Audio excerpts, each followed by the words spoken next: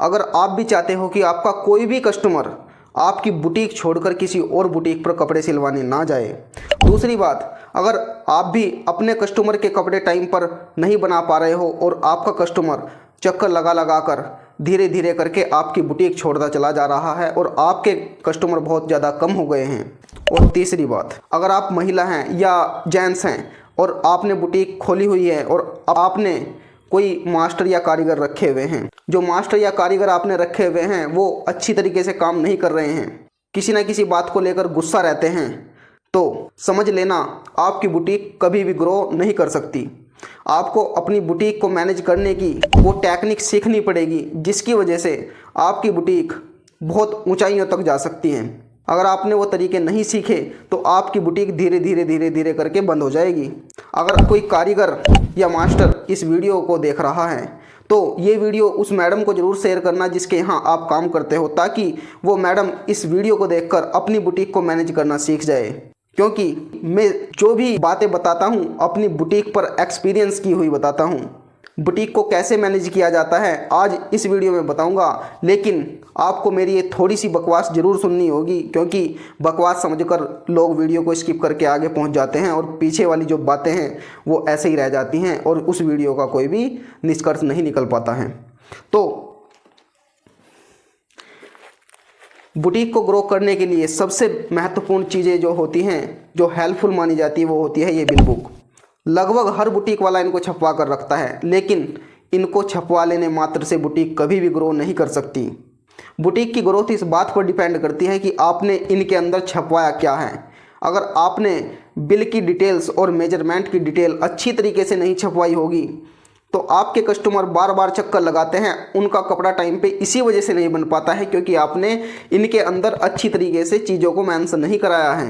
अगर आप इनके अंदर चीज़ों को अच्छी तरह से मेंशन करा लोगे तो आपका कस्टमर कभी भी चक्कर नहीं लगाएगा और एक बार की बुकिंग में आप उसका सूट बहुत अच्छे टाइम पे दे सकते हो।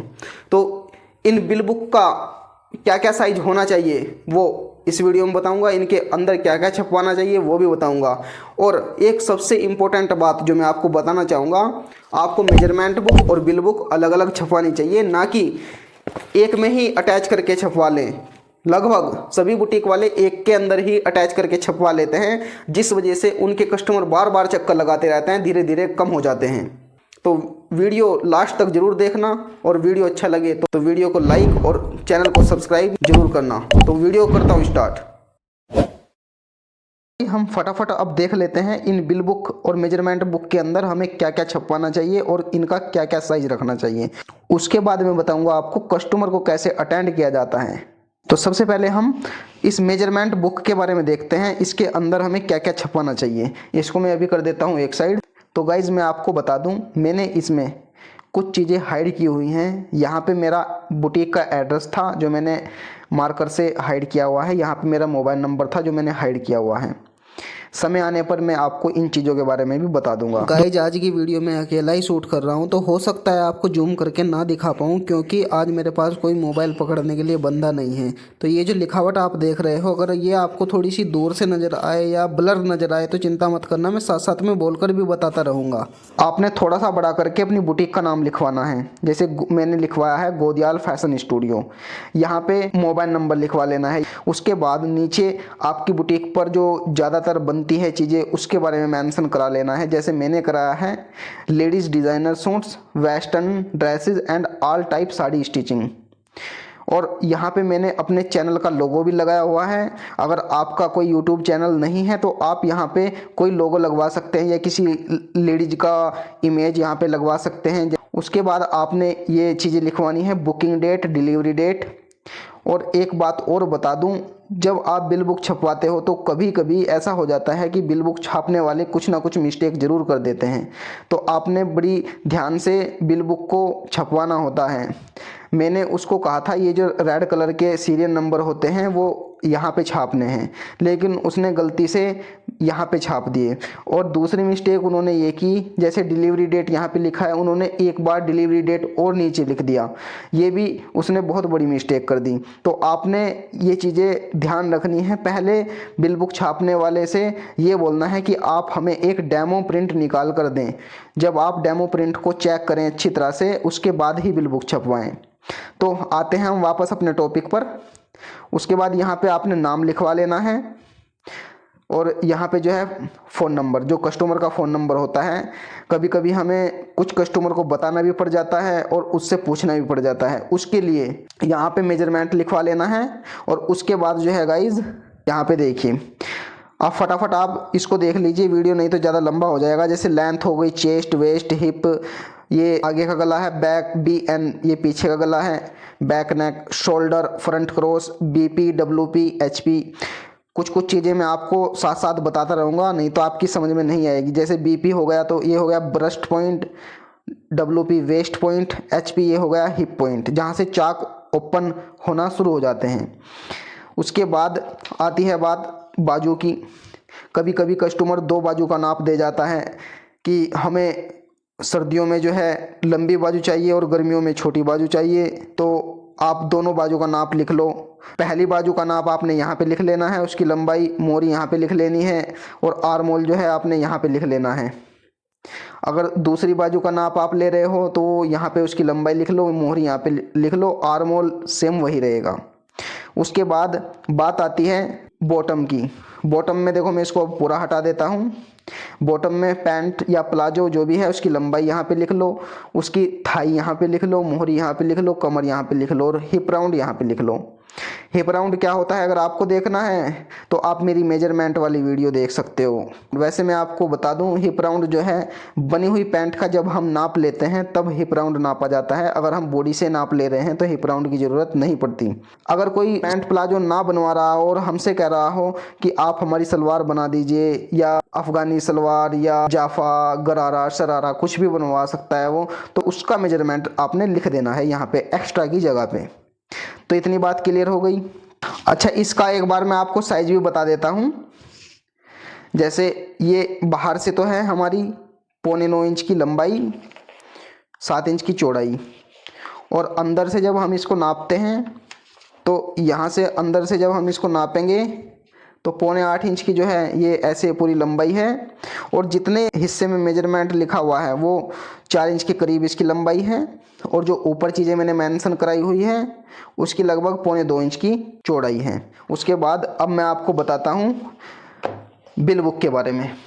तो देखिए, जैसे मेजरमेंट बुक में आपने अपनी बुटीक का नाम ऊपर लिखवा लेना है, जो जो चीज़ें आप बनाते हो अपनी बुटीक पर वो चीज़ें लिखवा लेनी है, ladies designer suits, western dresses वगैरह वगैरह। इसमें एक चीज़ बढ़ जाती है, जो बिल बुक होती है उसमें मेजरमेंट नंबर जो है ये लाइन बढ़ जाती है। मेजरमेंट नंबर क्या होता है, ये जो हमारी बिल बुक होती है, जैसे मैंने आपको बताया, यहाँ पे जब हम उसका नाप लेते हैं तो इसका जैसे 32 नंबर है तो उसी का यहाँ पे मेजरमेंट नंबर लिख दिया जाता है 32 नंबर।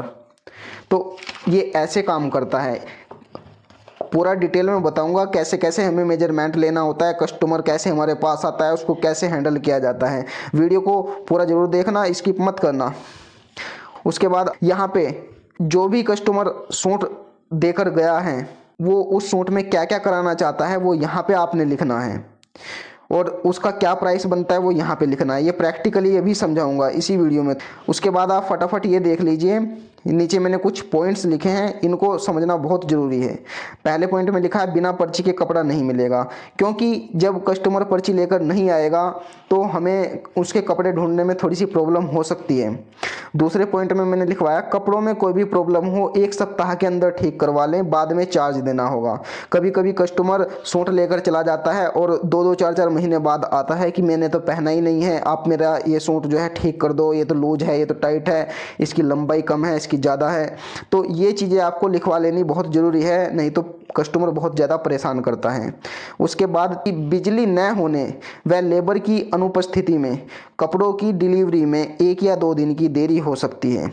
कभी कभी ऐसा होता है कि हमने कपड़े जो हैं बहुत सारे बुक करके रखे हुए हैं और अचानक जो है लाइट नहीं आती है, पूरा पूरा दिन गायब रहती है, तो हमारे इस कंडीशन में कपड़ों की डिलीवरी में देरी हो जाती है।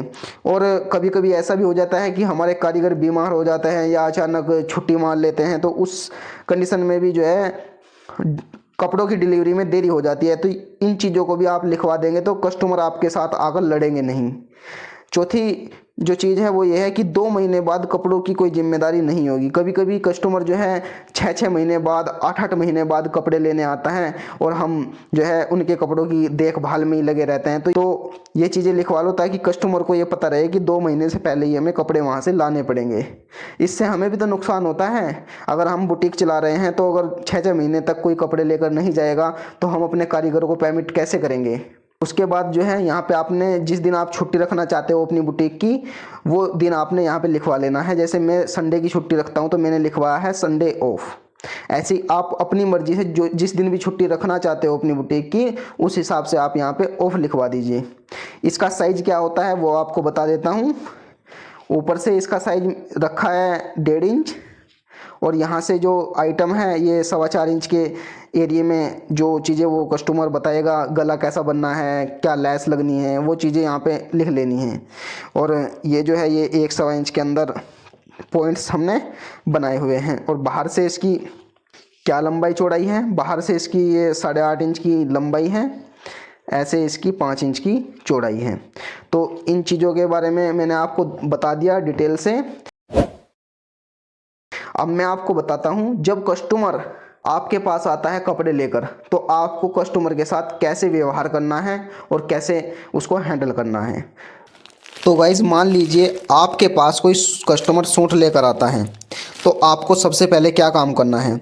सबसे पहले आपको इस सूट को, मान लीजिए ये सूट है, इस सूट को खोलकर अच्छी तरह से इसकी लंबाई चेक करनी है, इसके गले की लंबाई चेक करनी है, इसके गले की जो है ब्रॉडनेस चेक करनी है।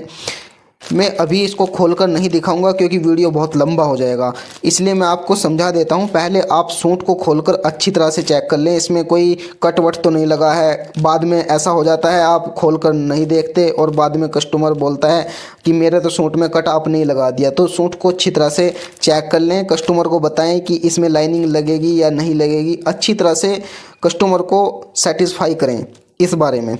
और उसके बाद आप नाप को डायरी में लिखना शुरू करें। मैं इसको अभी एक साइड रख देता हूं। अब आपने ये दोनों डायरियां खोल लेनी हैं।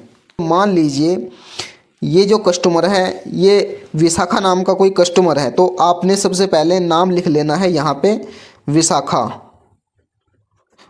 गोदियाल। तो कस्टमर का नाम लिख लेना है, यहाँ पे उनका मोबाइल नंबर लिख लेना है। मोबाइल नंबर कुछ भी हो सकता है, A to Z mobile number लेना बहुत ज़रूरी है क्योंकि कस्टमर को कभी कभी फ़ोन करना ज़रूर पड़ जाता है। फिर आपने जो तारीख है, मान लीजिए आज तारीख है 12 तारीख 12वां महीना 2024, 12 तारीख 12वां महीना 2024 में आपने बुक किया और कस्टमर को टाइम दीजिए आप जितना भी आप जल्दी इसको बना सको। मान लीजिए आपने 1 हफ्ते का टाइम दिया तो 19 तारीख में आपने इसको दे देना है, तो आप यहाँ पे 19 तारीख लिख लो। सेम पहली बार आपने यही चीज़ें इधर फॉलो करनी है। इधर आपने नाम लिख देना है, वही चीज़ें आपने यहाँ पे लिख देनी है।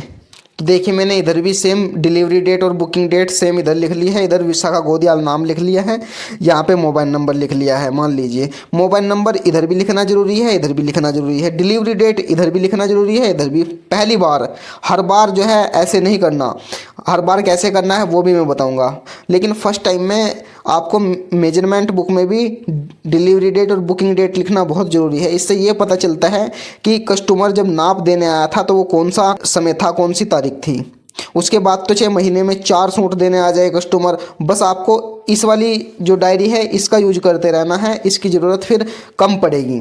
एक महत्वपूर्ण चीज़ आपने क्या लिखनी है, देखिए ये जो आप रेड कलर में देख रहे हो 32 नंबर, ये जो है ये मेजरमेंट बुक का सीरियल नंबर होता है। वो आपने यहाँ पे मेजरमेंट नंबर की जगह पे लिख देना है 32 नंबर। ऐसे ये लिख दिया। उसके बाद आप नाप लिखना शुरू करें। मान लीजिए कस्टमर बोल रहा है मेरा पैंट सूट बनाना है, तो मान लीजिए आपने नाप लिखा 44 इंच उसकी लंबाई है। ये पैंट सूट बनवाना चाहता है कस्टमर, तो आप यहाँ पे लिख दो पैंट के साथ। अब फटाफट बाकी नाप भी लिख लेते हैं। मान लीजिए 40 उनकी चेस्ट है, दूसरी चेस्ट है उनकी 42, और कमर जो है वो है 36, और जो हिप है वो है 44। आगे का गला जो है 7.5 इंच, पीछे का गला है 8 इंच, और शोल्डर है इनका 15 इंच। फ्रंट क्रॉस जो है वो है 12.5 इंच या 13 भी हो सकता है किसी किसी का। और ब्रेस्ट पॉइंट है इनका 12 इंच, वेस्ट पॉइंट है मान लीजिए 15.5 इंच, और हिप पॉइंट है इनका 22 इंच। और उन्होंने बाजू का नाप लिखवाया। पहली जो बाजू है वो बड़ी बनवाना चाहते हैं, यानी कि 3/4 बनवाना चाहते हैं, तो बाजू का नाप है 18। मोहरी है इनकी 10.5 इंच। आर्मोल आ रहा है मान लीजिए इनका 20 इंच। और जो दूसरी बाजू का नाप लिखवाना चाहते हैं ये वो हाफ बाजू है कोई, तो हाफ बाजू का नाप मान लीजिए 7 इंच, और मोहरी हो जाएगी इनकी 13 इंच। आर्मोल यही रहेगा। ये कुछ भी हो सकता है, वो आपको एग्जाम्पल समझा रहा हूँ। और पैंट का नाप आपने लिख लेना है। अगर पैंट कस्टमर बनवा कर जा रहा है तो पैंट की लंबाई है मान लीजिए 36 इंच, उनकी थाई है 28, और मोहरी है 13 इंच पैंट की, और कमर है उनकी 40 इंच। हिप राउंड के बारे में मैंने आपको बताया है, ये तभी यूज होता है जब आप बनी हुई पैंट का नाप लेते हो। तो गाइज ये नाप लिखने के बाद आपने कस्टमर से पूछना है कि आप अपने सूट में क्या क्या करवाना चाहते हो। तो अब आप जो है इसको तो रख दीजिए एक साइड, जो हमारी मेजरमेंट बुक है, और इसको उठा लीजिए। तो मान लीजिए कस्टमर ये जो सूट लेकर आया है हमारे पास, वो इसमें कह रहा है कि हमें कोई भी लाइनिंग नहीं लगवानी। तो आप यहाँ पे लिखो नो लाइनिंग पैंट सूट, ये मैंने लिख दिया। फिर कस्टमर कह रहा है कि हमें जो है गला गोल चाहिए, तो आपने नेक के बारे में भी लिखना है। यहाँ पे आपने गोल गला लिख देना है ऐसे। उसके बाद बाजू के बारे में लिखना है। बाजू में कोई डिज़ाइन तो नहीं बनवाना चाहता। हमारी ये जो कस्टमर है मान लीजिए कटवर्क बनवाना चाहती है, तो आपने बाजू में कटवर्क लिख लेना है।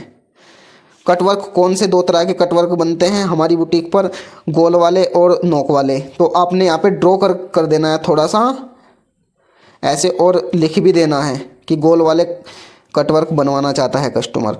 और फिर वो कह रहा है कि हमें जो है पैंट में भी कटवर्क बनवाने हैं, तो आप पैंट के बारे में भी लिख दीजिए कटवर्क। और पैंट में कस्टमर बोल रहा है कि हमें जो है वो तिखे कटवर्क चाहिए, यानी कि नोक वाले चाहिए, तो आप ऐसे उसको ड्रॉ कीजिए, और यहाँ पे लिख दीजिए आप तीखा कटवर्क। ये चीज़ें लिख दी। अब आप इसका प्राइस लिखिए। नो लाइनिंग पैंट सूट का मैं रेट लेता हूँ 600 रुपये। गला गोल है, इसका कुछ कोई चार्ज नहीं है। बाजू में कटवर्क है गोल वाले में लेता हूँ इसका 150 रुपये।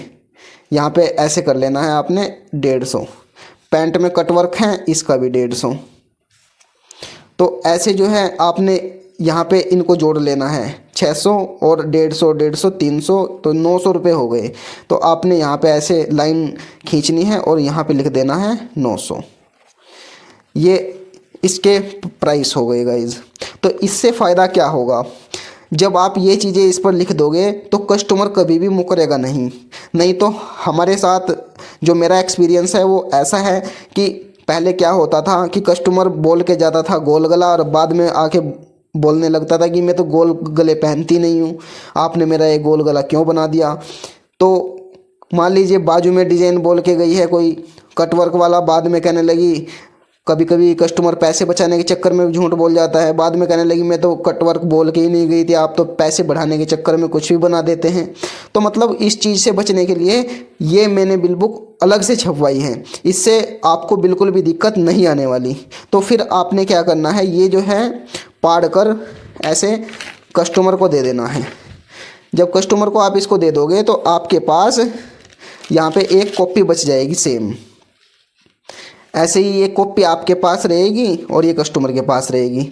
जब कस्टमर इसको स्लिप को लेकर आएगा तब आप बस उसका जो है ये 32 नंबर का मेजरमेंट चेक कर सकते हो और ये 50 नंबर चेक कर सकते हो। 50 नंबर पे ये चीज़ें लिखी हुई हैं, तो आप ये देखकर आराम से उसके सूट को पहचान सकते हो कि कौन सा उसका सूट है, तब आप उसको आराम से दे सकते हो।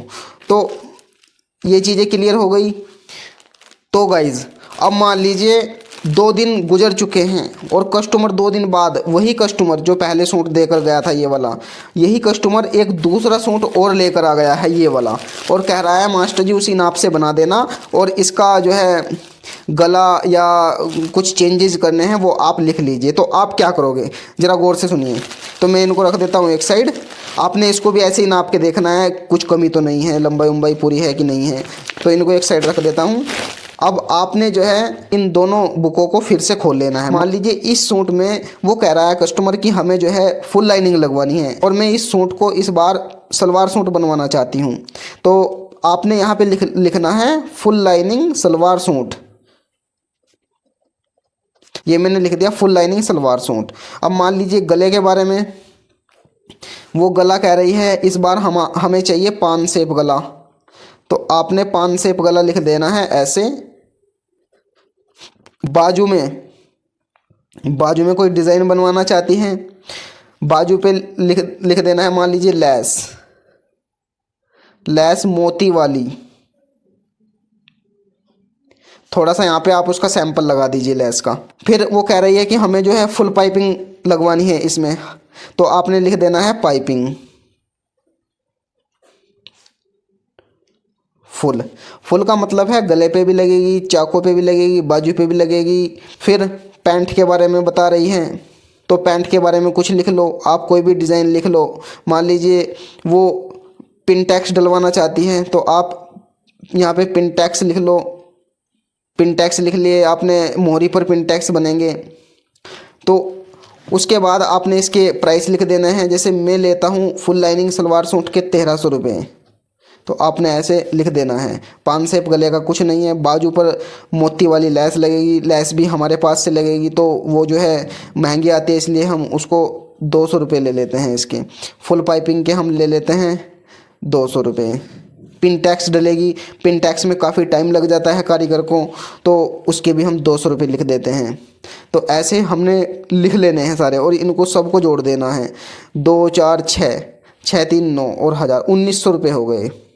तो आपने यहाँ पे ऐसे ड्रॉ करके 1900 रुपये लिख देने हैं और ये पाड़ कर कस्टमर को दे देना है। यहाँ पे आपने मान लीजिए बुकिंग डेट 14 तारीख हो गई है और डिलीवरी डेट इसकी हो जाएगी 21 तारीख 12वां महीना 2024, अगर हफ्ते में देना चाहते हो। मेजरमेंट नंबर की जगह पे आपने यही नंबर लिखना है 32 नंबर। इससे अब आपका ये 32 नंबर सेम हर नाप में चलता रहेगा। अगर कस्टमर कुछ चेंज कराना चाहता है तो वो यहाँ पे उसका एक बार नाप आप टैली करके यहाँ पे उसको थोड़ा बहुत चेंज कर सकते हो, लेकिन बाकी आपको बस इसी डायरी का यूज करना है और ऐसे ये 32 नंबर का नाप हमेशा चलता रहेगा।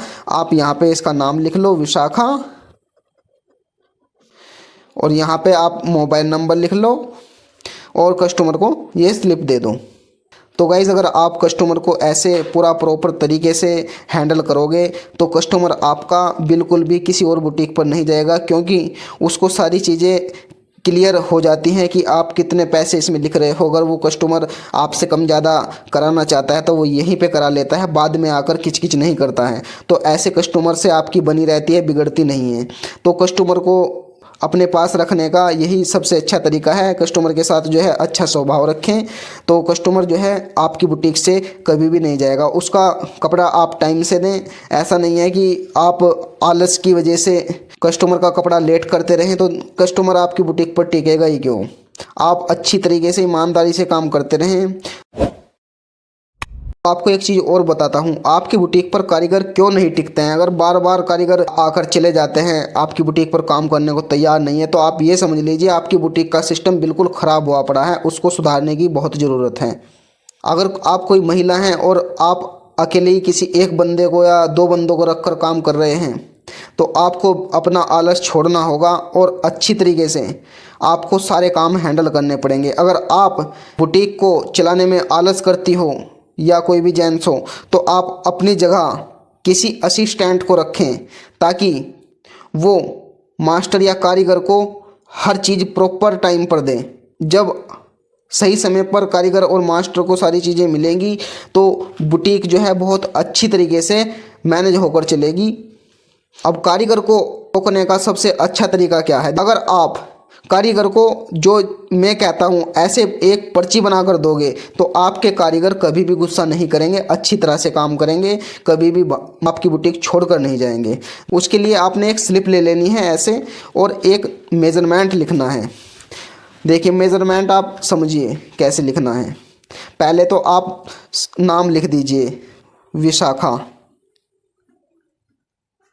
नाम लिख दिया। उसके बाद आपने सीरियल नंबर लिखना है। मान लीजिए आप ये वाला सूट बनवाना चाहते हैं तो पहले तो आप लिखिए मेज़रमेंट बुक का नंबर 32 नंबर, और उसके बाद आप लिखिए बिल बुक का जो नंबर है 51 नंबर ऐसे, और इसको सर्कल में कर दीजिए बंद। इससे मास्टर को पता रहेगा अगर कुछ चीज़ें छूट भी जाएं तो मास्टर ये खोल कर देख सकता है कि मैडम ने या ओनर ने डायरी में ये चीज़ें कहाँ पे लिखी हैं। दूसरी बात, आप यहाँ पर लिखिए, ये फुल लाइनिंग है तो इसको मेंशन कीजिए, फुल लाइनिंग सलवार सूट ऐसे। फिर आप यहाँ पे लेंथ लिख दीजिए। इसमें एक चीज़ बतानी मैं भूल गया था, सलवार के साथ हम 2 इंच की लंबाई कम कर देते हैं तो यहाँ पे हम सलवार के साथ 2 इंच की लंबाई कम करके लिख देंगे 42 इंच। यहाँ पे ऐसे लिख देते हैं सलवार के साथ। तो आपने इस डायरी में भी लंबाई जो है 42 इंच लिख देनी है। चेस्ट आपने 40 और 42, और जो वेस्ट है 36, और हिप है 44, और नेक जो है 7.5, और पीछे का नेक 8। नेक के साथ में आपने यहाँ पे ये चीज़ें देखकर लिख देनी है कि नेक कौन सा है, नहीं तो मास्टर बाद में मतलब चिढ़ जाता है और जब कटिंग करता है कारीगरों से बनवाता है तो उसको गुस्सा आता है कि इसमें कुछ लिखा हुआ नहीं है और मैडम बुटीक पर भी नहीं है, तो वो फ़ोन करता रहता है, उनका टाइम बर्बाद होता है। इससे जो है कारीगर को गुस्सा आता है और काम छोड़कर चले जाते हैं। तो आपने पहले लिख देना है पान शेप गला ऐसे ही। फिर आपने शोल्डर लिख देना है, शोल्डर बोल दो या तीरा बोल दो, बात एक ही है। फ्रंट क्रॉस लिख देना है, FC लिख दो, फ्रंट क्रॉस में 12.5 इंच। यहाँ पे आप बाजू लिख दो, बाजू है मान लीजिए वो 18 इंच की बनवाना चाहती हैं तो 18 इंच, उसकी मोहरी है 10.5 इंच। और यहाँ पे आर्मोल लिख दो आप, आर्मोल है 20 इंच। यहाँ पे ब्रेस्ट पॉइंट, वेस्ट पॉइंट और हिप पॉइंट, ये तीनों चीज़ें लिख दो। 12, 15.5 और 22 ये चीज़ें लिख दी ऐसे। इसको कोष्ठ में बंद कर दो। ये चीज़ें होने के बाद फिर आप यहाँ पे फिर सलवार का नाप लिखें।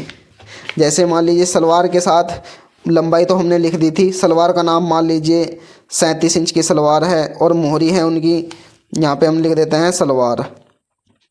बेल्ट वाली मोहरी है मान लीजिए 6.5 इंच, और बुकरम की कितनी चौड़ाई है वो आपने गुणा करके ऐसे लिख देनी है। मान लीजिए 2 इंच की बुकरम डालना पसंद करती है तो ऐसे आप लिख दीजिए। और कुछ लेडीज़ें जो हैं वो सलवार में नाला डलवाती है और कुछ लेडीज़ें जो हैं सलवार में लास्टिक डलवा लेती हैं, तो पहले लिख दो। तो ये लास्टिक वाली सलवार पहनना पसंद करती हैं तो हम ऐसे लिख देते हैं लास्टिक, तो इससे पता रहेगा सलवार में लास्टिक डलेगी। तो आपने ऐसे ही यहाँ पे भी लिख देना है। ये चीज़ें लिखने के बाद आप ये पर्ची पाड़ कर इस सूट के एक किसी कोने में बांधो। जब ये किसी कोने में बांध दोगे आप तो मास्टर उसको खोलेगा और इस पर्ची को देखकर सूट कटिंग कर देगा। उसके बाद आपने एक चीज़ का और ध्यान रखना है, आप ओनर हो, आपने इस सूट में जो जो चीज़ें लगेगी, चाहे वो लैस हो, चाहे वो पाइपिंग हो, चाहे वो कोई भी इसमें यूज होने वाली मटेरियल हो, वो आपने मास्टर को साथ में ही दे देना है कि ये चीज़ें इसके अंदर लगेगी। मान लीजिए हमारे पास ये एक सिमर होती है, ये वाली एक सिमर होती है, अगर ये वाली सिमर की पाइपिंग लगनी है तो कारीगर इसको खुद भी ढूंढ लेता है। लेकिन कहीं कहीं बुटीक में इतना गंदा सिस्टम रहता है कि वहाँ पे ना तो पाइपिंग का कपड़ा मिलता, ना जो है सूट की पर्ची में कोई लंबाई नहीं लिखी मिलती, किसी की बाजू नहीं लिखी मिलती, किसी की मोहरी नहीं लिखी मिलती, किसी का गला नहीं मिलता। मतलब इतनी दिक्कतें रहती हैं। तो अगर इतनी दिक्कतें रहेंगी वहाँ मास्टर और कारीगर करने क्या जाएगा, वहाँ से तो काम छोड़ देना चाहिए पहले ही कारीगर मास्टर को। तो आप अगर ओनर हो तो आपने सारी चीज़ें लिख कर देनी है। अगर वो सिमर की पाइपिंग लग रही है तो कारीगर खुद मिला लेगा, नहीं तो अगर पाइपिंग किसी दूसरे कपड़े की लग रही है या तो आप अपने असिस्टेंट को बोलो कि इसको पाइपिंग का कपड़ा ढूंढ कर दो। जो बुटीकों में कतरे बची हुई होती हैं वहाँ से पाइपिंग के कपड़े ढूंढ कर मिलाए जाते हैं, तो वो अपने असिस्टेंट को कहो, या आप अगर असिस्टेंट नहीं रखना चाहते, उसके पैसे बचाना चाहते हो, तो आप खुद ढूंढ कर कारीगर को दो। कारीगर को जब सब चीज़ें मिलाकर दोगे तो कारीगर आपके 2-4 सूट आराम से बनाकर चला जाता है। तो अगर आप इन चीज़ों का ध्यान रखोगे, आप कभी भी किसी भी कारीगर को अपनी बुटीक पर काम करवा सकते हो। नहीं तो अगर आप इन चीज़ों का ध्यान नहीं रखोगे तो आपकी बुटीक पर कोई भी कारीगर नहीं टिक पाएगा, ये आप ध्यान रखना। अब लास्ट में आपको एक चीज़ समझा देता हूँ। मैंने आपको बताया था इसी के अंदर जॉइंट करके बिल बुक को क्यों नहीं छपवाना चाहिए। देखो, ये हमारे पास एक बिल बुक हुआ करती थी पहले, ऊपर नाम लिखा था हमने, वो मैंने कैंची से काट दिया है। मान लीजिए उसने नाप जो है यहाँ पे लिखवाया हुआ है, सारा नाप यहाँ पे लिखवा दिया है। नाप लिखने के बाद यहाँ पे उसके जो है चीज़ें भी लिख दी हैं कि ये गला बनेगा, यहाँ पे 5 शेप गला बनेगा, कटवर्क लगेंगे, लैस लगेगी, और यही चीज़ें हमने इधर लिख ली। तो हमें देखो कितना टाइम लग रहा है। हम यही चीज़ें जो हैं यहाँ पे बना रहे हैं और यहाँ पे बना रहे हैं, ये हमें मजबूरी में बनानी पड़ रही है। क्योंकि अगर हम कस्टमर को नहीं बना कर देंगे और अपने पास ही बना लेंगे इनको कि कौन सा गला बता रहे हैं, कौन सी लैस लगा रहे हैं, तो कस्टमर फिर बोलेगा कि आपने तो अपने पास से लिख दिए। अगर हम कस्टमर को इधर भी बना कर देंगे तो हमें डबल छापना पड़ जाएगा, इधर भी छापेंगे उसको, इधर भी छापेंगे, तो बहुत ज़्यादा टाइम लग जाएगा। ठीक है, एक तो ये सबसे बड़ी दिक्कत है। दूसरी प्रॉब्लम क्या है इसके अंदर, मान लीजिए हमने यहाँ पे कस्टमर को बिल दे दिया 1300 रुपये जो है, और ये पाड़ के हमने उसको दे दिया ऐसे, यहाँ पे लिख दिया हमने उनका मेजरमेंट जो भी कुछ है। लेकिन अगर वो कस्टमर दूसरा सूट लेकर आ जाता है, तो मान लीजिए दूसरा सूट लेकर आया, तो हमारे पास ये हम दूसरा पेज हम अपना निकालेंगे। उसके बाद हमें जो है दूसरा सूट यहाँ पे उसके बारे में लिखना पड़ेगा। मान लीजिए पहले तो उसने 5 शेप गला बनवाया था, इस बार वो स्वीट हार्ट बनवाना चाहता है, इस बार लैस नहीं लगवाना चाहता, इस बार जो है कोई डिज़ाइन बनवाना चाहता है पैंट में, या कुछ और कराना चाहता है। तो हमें क्या करना होगा, हमें अब दोबारा से उसका यहाँ पे नाप, जो पहले नाप था वो सारा नाप इधर उतारना पड़ेगा। तो और अगर हम नाप ना उतारें और बस कस्टमर को दूसरा सूट आने पे यही फाड़ के दे दें, तो हमारा ये वाला पन्ना खाली रह जाएगा। तो ये बहुत बड़ी समस्याएं होती हैं। तो इन चीज़ों से बचने के लिए मैंने जो है ये सलाह दी है आपको कि बिल बुक जब भी छपवाओ, मेजरमेंट बुक और बिल बुक अलग अलग छपवाओ। तो गाइस, वीडियो कैसा लगा आपको कमेंट करके ज़रूर बताना। अगर आपके मन में कुछ डाउट्स हैं तो आप कमेंट में ज़रूर बताना। वीडियो को लाइक कर देना, चैनल को सब्सक्राइब कर देना। तो मिलता हूँ किसी नेक्स्ट वीडियो में, तब तक के लिए बाय बाय।